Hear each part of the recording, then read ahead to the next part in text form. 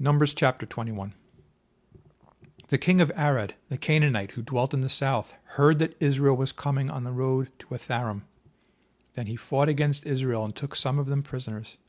So Israel made a vow to the Lord and said, "If you will indeed deliver this people into my hand, then I will utterly destroy their cities." And the Lord listened to the voice of Israel and delivered up the Canaanites, and they utterly destroyed them in their cities. So the name of that place was called Hormah. Then they journeyed from Mount Hor by the way of the Red Sea to go around the land of Edom, and the soul of the people became very discouraged on the way. And the people spoke against God and against Moses. "Why have you brought us up out of Egypt to die in the wilderness? For there is no food and no water, and our soul loathes this worthless bread." So the Lord sent fiery serpents among the people, and they bit the people, and many of the people of Israel died. Therefore the people came to Moses and said, "We have sinned, for we have spoken against the Lord and against you. Pray to the Lord that he take away the serpents from us." So Moses prayed for the people. Then the Lord said to Moses, "Make a fiery serpent and set it on a pole, and it shall be that everyone who is bitten, when he looks at it, shall live." So Moses made a bronze serpent and put it on a pole, and so it was. If a serpent had bitten anyone, when he looked at the bronze serpent, he lived.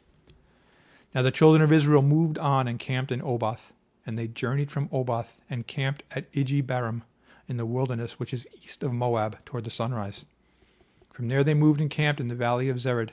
From there they moved and camped on the other side of the Arnon, which is in the wilderness that extends from the border of the Amorites, for the Arnon is the border of Moab, between Moab and the Amorites. Therefore it is said in the book of the wars of the Lord, "Waheb in Suphah, the brooks of the Arnon, and the slope of the brooks that reaches to the dwelling of Ar, and lies on the border of Moab." From there they went to Beer, which is the well where the Lord said to Moses, "Gather the people together, and I will give them water." Then Israel sang this song, "Spring up, O well, all of you sing to it. The well the leaders sang, dug by the nation's nobles, by the lawgiver with their staves." And from the wilderness they went to Mattanah, from Mattanah to Nahaliel, from Nahaliel to Bamoth, and from Bamoth in the valley that is in the country of Moab, to the top of Pisgah, which looks down on the wasteland. Then Israel sent messengers to Sihon, king of the Amorites, saying, "Let me pass through your land. We will not turn aside into fields or vineyards. We will not drink water from wells. We will go by the king's highway until we have passed through your territory." But Sihon would not allow Israel to pass through his territory. So Sihon gathered all his people together and went out against Israel in the wilderness, and he came to Jahaz and fought against Israel. Then Israel defeated him with the edge of the sword and took possession of his land from the Arnon to the Jabbok, as far as the people of Ammon, for the border of the people of Ammon was fortified. So Israel took all these cities, and Israel dwelt in all the cities of the Amorites, in Heshbon and in all its villages. For Heshbon was the city of Sihon, king of the Amorites, who had fought against the former king of Moab, and had taken all his land from his hand, as far as the Arnon. Therefore those who speak in Proverbs say, "Come to Heshbon, let it be built, let the city of Sihon be repaired. For fire went out from Heshbon, a flame from the city of Sihon, it consumed Ar of Moab, the lords of the heights of the Arnon. Woe to you, Moab, you have perished, O people of Chemosh.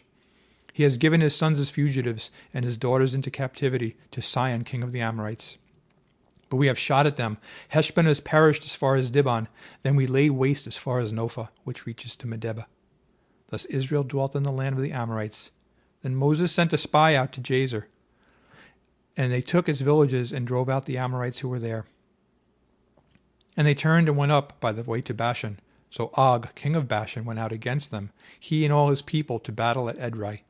Then the Lord said to Moses, "Do not fear him, for I have delivered him into your hand, with all his people and his land. And you shall do to him as you did to Sihon, king of the Amorites, who dwelt at Heshbon." So they defeated him, his sons and all his people, until there were no survivor left in him. And they took possession of his land.